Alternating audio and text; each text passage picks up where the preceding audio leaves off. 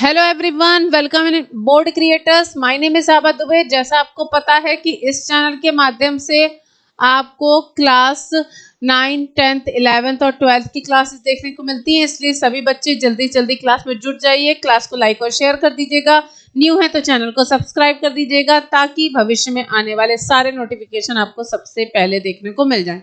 जल्दी जल्दी सभी बच्चे क्लास में जुट जाइए। जैसा कि आपको पता है कि इस समय जो आप लोग की क्लासेस चलती है टीचिंग, इसमें जो इस टाइम मैं आप लोग को पढ़ा रही हूँ 11th क्लास में, तो इसमें आपका सीक्वेंस एंड सीरीज का जो चैप्टर है, इसमें आपके लेक्चर 6 तक के मैंने आपको लेक्चर करवा रखे हैं। तो आज जो आपका लेक्चर होने वाला है वो है लेक्चर नंबर 7 और इसके बाद में एक और लेक्चर है, फिर उसके बाद में आपका सीक्वेंस एंड सीरीज वाला लेसन जो है वो आपका खत्म हो जाएगा और उसके बाद आपको इससे रिलेटेड सारे प्रैक्टिस सेट करवाए जाएंगे। ठीक है ना। सभी बच्चे जल्दी से जल्दी जुड़ जाइए। क्लास को लाइक और शेयर कर दीजिएगा। न्यू हैं चैनल पे तो सब्सक्राइब कर दीजिएगा ताकि भविष्य में आने वाले सारे नोटिफिकेशन आपको सबसे पहले देखने के लिए मिल जाए। ठीक है। सभी बच्चे जल्दी जल्दी जुड़ जाइए। सभी बच्चे जल्दी जल्दी जो भी आपको ग्रुप में शेयर करना है क्लास को, सभी बच्चे शेयर भी कर दीजिए ताकि आपको पता है कि ये आपकी क्लासेस जो चल रही हैं वो आपकी बहुत इंपॉर्टेंट क्लासेस हैं। उसके बाद में आपके प्रैक्टिस सेट से स्टार्ट हो जाएंगे, तो वो भी आपके लिए सबके सब बहुत ज़्यादा इंपॉर्टेंट है। ठीक है ना। ओके, चलो खैर करते हैं क्लास को स्टार्ट और देखते हैं कि इसका जो फर्स्ट क्वेश्चन है वो आपके सामने क्या है। ठीक है, चलो इसका देखते हैं। क्वेश्चन नंबर 1 क्या है, यहाँ पे क्या दे रखा है बच्चा, जरा ध्यान से देखो। एक बार इस क्वेश्चन को सभी बच्चे जरा ध्यान से देखो। यहाँ पे क्या दे रखा है आपके पास में कि यदि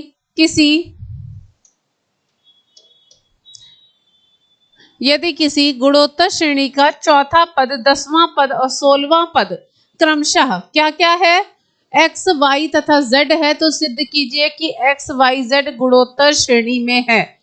ठीक है ना। क्या सिद्ध करना है कि x, y, z जो है वो गुणोत्तर श्रेणी में है। कैसे निकालेंगे इसको, जैसे पहले क्या बोला है, इसमें से चौथा पद मतलब T4 की वैल्यू आपके पास में कितनी दे रखी है, x। ठीक है, मतलब AR की पावर 4 - 1 कितना दे रखा है, x हो गया, तो AR क्यूब बराबर आपके पास में x हो गया। इसको आप इक्वेशन नंबर 1 बनाकर छोड़ दो। ठीक है, फिर क्या लिखा हुआ है, T10 की वैल्यू आपके पास में कितनी दे रखी है बच्चा, तो वो है y। इसका मतलब क्या हो गया, AR की पावर 10 - 1 y है, तो आप लिख सकते हैं AR की पावर 9, ये आपके पास में y हो जाएगी। तो ये आपकी हो गई इक्वेशन नंबर 2। ठीक है, तीसरा क्या दे रखा है, T16 आपके पास में कितना दे रखा है बच्चा, z दे रखा है, तो AR की पावर 16 - 1 z है, तो आप लिखेंगे AR की पावर 15 बराबर z हो जाएगी। ये आपके पास में इक्वेशन नंबर 3 हो गई। बात समझ में आ गई, क्योंकि जब भी आप गुणोत्तर श्रेणी का पद निकालते हैं ना, nवां पद निकालते हैं, तो उसका फॉर्मूला ही यही होता है कि Tn = AR की पावर n - 1 होता है। ठीक है, यहाँ तक बात समझ में आ गई सभी बच्चों को। अब इसके बाद में हमें गुणोत्तर श्रेणी के लिए निकालना है, तो यहाँ से आप y² की वैल्यू निकाल लो। तो y² बराबर क्या होता है आपके पास में, तो y² बराबर हो जाएगा AR की पावर 9 और इस पूरे का स्क्वायर, मतलब क्या हो जाएगा आपके पास में a का स्क्वायर और r की पावर 18।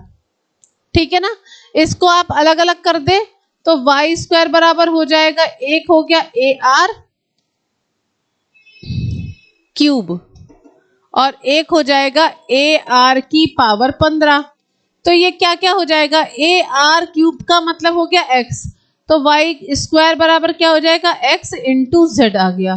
तो आप क्या बोलेंगे, क्या ये आपका जीपी में है, तो आप बोलेंगे यस दिस इज प्रूव्ड, क्योंकि ये कंडीशन ही होती है कि y² बराबर अगर x z के बराबर हो जाता है तो इसका मतलब है कि x y z आपका जीपी में है, ज्योमेट्रिकल प्रोग्रेशन में है। तो आप कह सकते हैं कि yes we prove that x y z are in GP. बात क्लियर हो गई सभी बच्चों को। अगर समझ में आ गया हो, सभी बच्चे क्लास को लाइक और शेयर करते जाइएगा, क्योंकि आपको पता है कि यह आपकी बहुत ही ज़्यादा इम्पोर्टेंट क्लास है, इसलिए कोई भी इसको मिस नहीं करेगा। ठीक है, आगे की ओर बढ़ें। यहाँ तक की बात सभी को समझ में आ गई है? ठीक है, चलो नेक्स्ट क्वेश्चन को देखते हैं कि नेक्स्ट क्वेश्चन आपके पास में क्या दे रखा है बच्चा। ये रहा आपके सामने नेक्स्ट क्वेश्चन। यहाँ पे लिखा हुआ है आपके पास में अनुक्रम 8, 18 सॉरी 88, 888, 8888 के n पदों का योगफल कितना होगा। n पदों का योगफल आपसे पूछा गया है कितना होगा। अच्छा एक बात बताओ, यहाँ पे अगर आप Sn को लिखते हैं, जो आपके पास दे रखा है, क्या दे रखा है Sn? Sn बराबर लिखा 8, फिर है 88, फिर 888, इस तरह से ये फॉर्म जो है चलता रहता है। अगर आप यहाँ से 8 को कॉमन ले लेंगे तो अब आपके पास क्या बच जाएगा, 1 + 11 + 111 प्लस ये फॉर्म आपका चलता रहेगा जहां तक भी चलेगा। ठीक है ना, क्योंकि n पदों तक बोला गया है तो इसको आप n पदों तक लिख देंगे। कहां तक लिख देंगे, n पदों तक, मतलब प्लस का n कर दो, है ना, प्लस का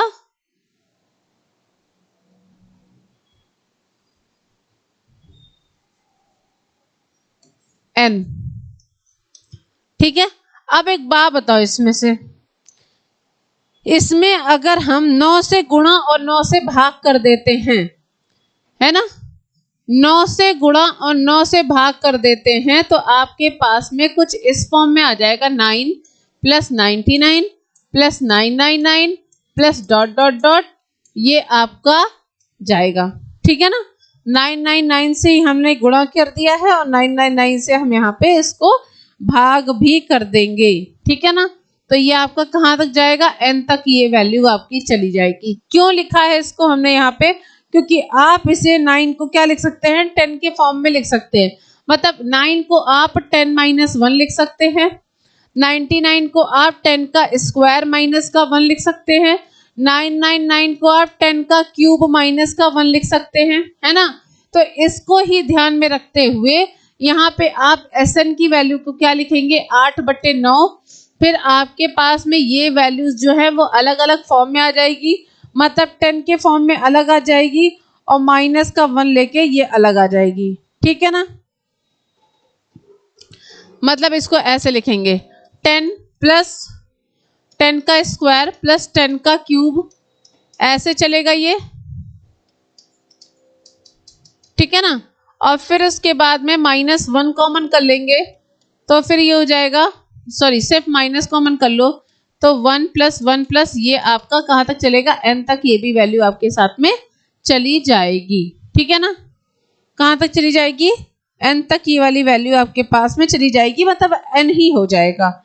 ठीक है ना, अब अगर हम इस वाले पार्ट के लिए देखते हैं, ये पूरा क्या हो जाएगा, ये पूरा आपके पास में कितना आ जाएगा, n आ जाएगा। ठीक है, इसके लिए सॉल्व कर लो, a की वैल्यू क्या हो जाएगी, 10, और r की वैल्यू क्या हो जाएगी, 10 का स्क्वायर अपॉन 10, मतलब हो गया 100/10। तो भी ये आपके पास में r की वैल्यू कितनी आ गई, 10 आ गई। इसका मतलब है, ठीक है, 1 से बड़ी है। ठीक है, तो अब यहाँ पे हम फॉर्मूला लगा ले। Sn का फॉर्मूला क्या होता है बच्चा,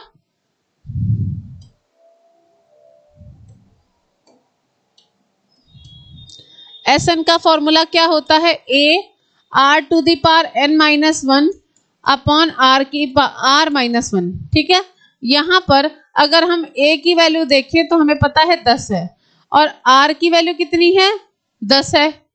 ठीक है ना, तो मतलब 10⁻n-1 अपॉन 10-1 हो जाएगा, कितना हो गया, 9, मतलब 10/9 10⁻n-1 आ गया। कितना आ जाएगा आपके पास में Sn की वैल्यू, 10⁻9 इंटू ये आपके पास में आ गया। अब एक बात बताओ, आपके पास में ये पोर्शन कितना दे रखा था, Sn बराबर 8/9। ठीक है, तो यहाँ पे लिखेंगे according to the question Sn बराबर 8/9, फिर यहाँ पे आपके पास आएगा 10/9 10 टू द पावर n -1। अब यहाँ माइनस का n आ जाएगा। बताओ भाई, यहाँ तक किसी बच्चे को कोई प्रॉब्लम है? हो तो पूछ लो बच्चा, नहीं है तो बहुत अच्छी बात है। ठीक है, फिर ये आगे सॉल्व होगा तो यहाँ से Sn की वैल्यू क्या आ जाएगी? 8 × 10 80/81 10 to the power n -1 -8/9 into n आ जाएगा। क्योंकि यहाँ पे n की वैल्यू आपके पास दे नहीं रखी है तो आपके पास में ये इसका फाइनल आंसर आ जाएगा। बात क्लियर हुई कि नहीं क्लियर हुई? यहाँ तक की बच्चा बात समझ में आ गई? आपको किस तरह से निकालना है वो तरीका हमने आपको बता रखा है, इसी के थ्रू आप आगे के क्वेश्चंस को भी सॉल्व करेंगे। ठीक है, अब यहाँ से आपके लेंथी क्वेश्चंस स्टार्ट हो गए हैं, इसलिए सभी बच्चे एक एक क्वेश्चन को बहुत ही आसानी से और सिंपल तरीके से मैं समझाने की कोशिश कर रही हूँ ताकि आप लोगों को सारी चीजें समझ में आ जाएं। क्लियर हो गई बात यहाँ तक? आगे की ओर चले। चलो नेक्स्ट क्वेश्चन की तरफ चलते हैं।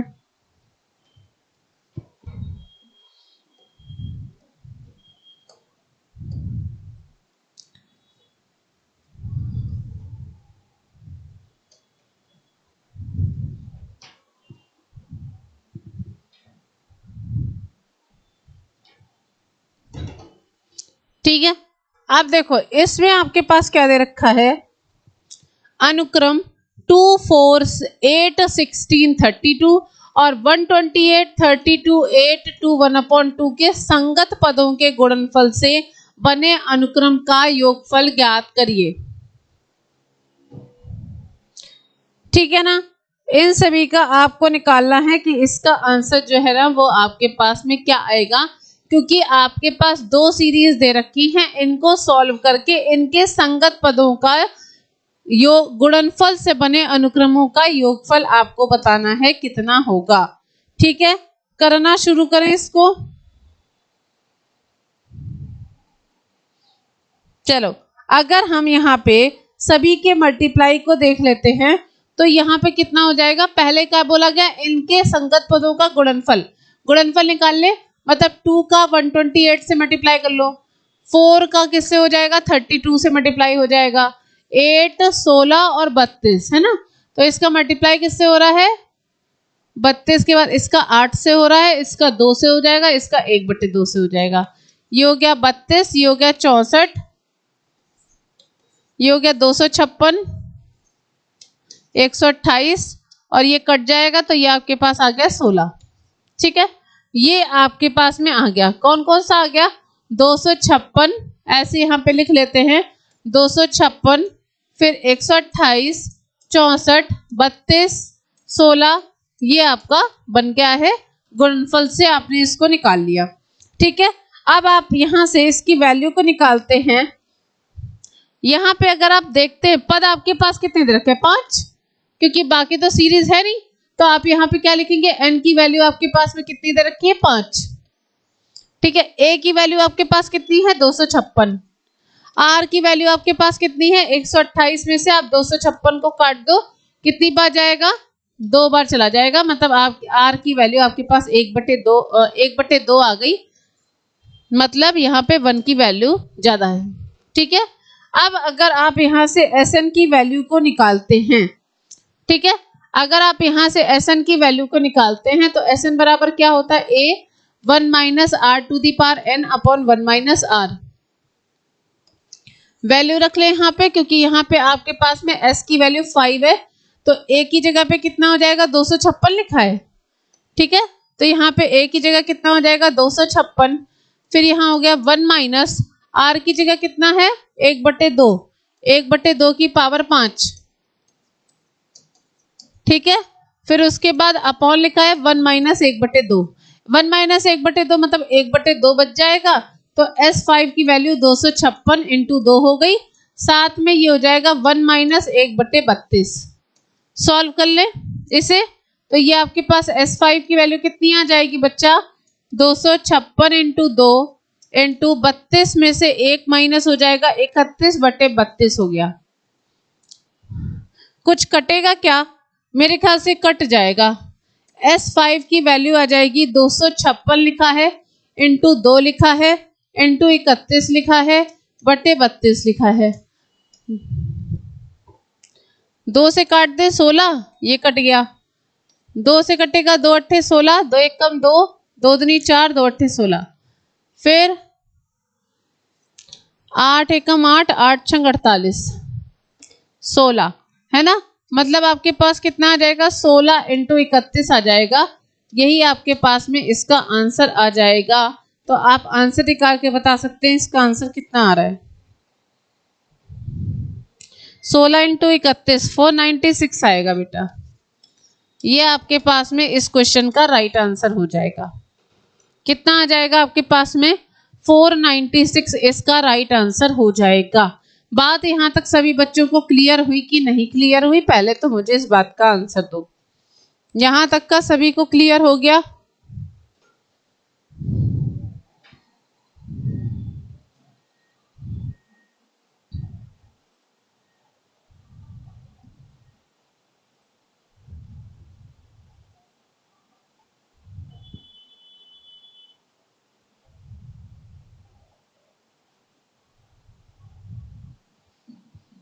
ठीक है,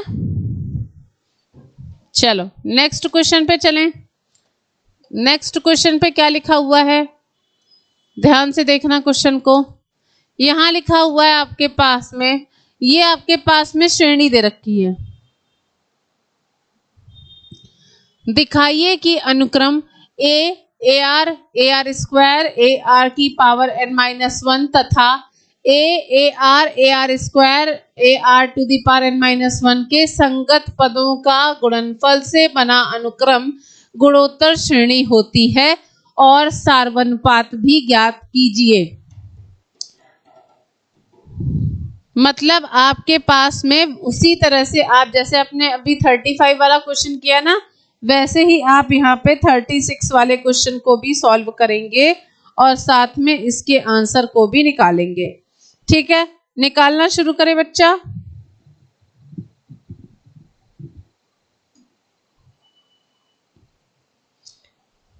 ठीक है,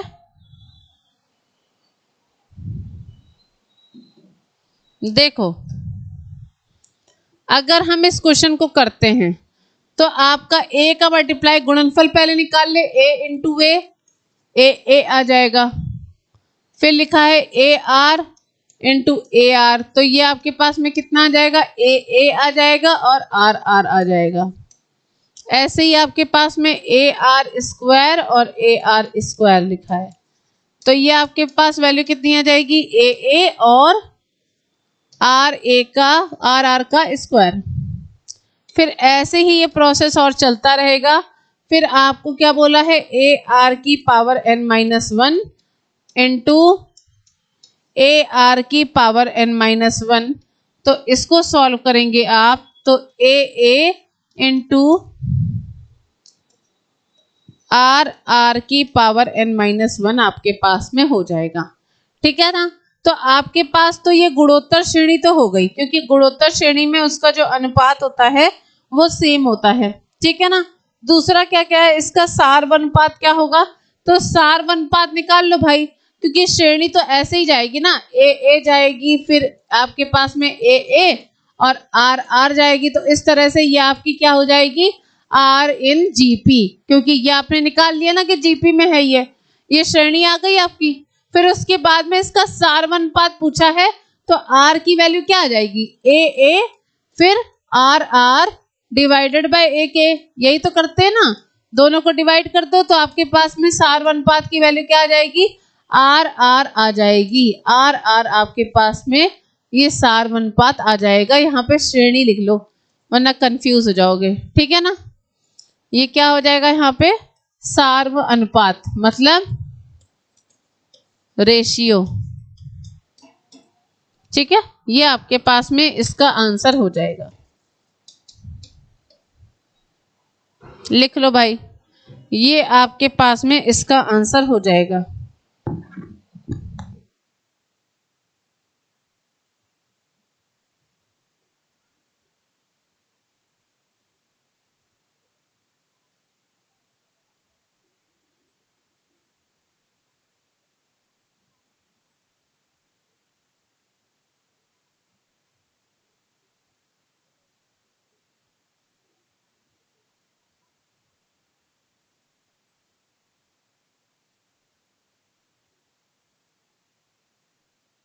ठीक है ना, यहाँ तक की बात समझ में आ गई,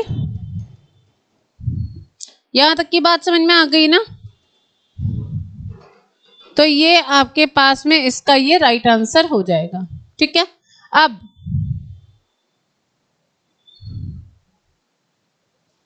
चलो खैर आज की क्लास के लिए वो कहाँ चला गया,